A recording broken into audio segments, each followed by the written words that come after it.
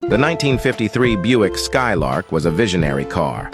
Only 1,690 were built, making it highly exclusive. The Skylark had sleek, low styling that stood out. It had a tapered rear deck and short trunk. This gave it a look of speed while standing still.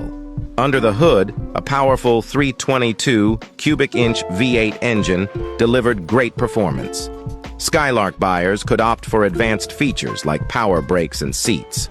These were unusual for the 1950s. The interior was luxurious, with rich leather and plush carpets.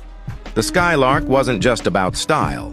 It handled well thanks to its lowered suspension and precise steering. Though expensive, the Skylark made its mark.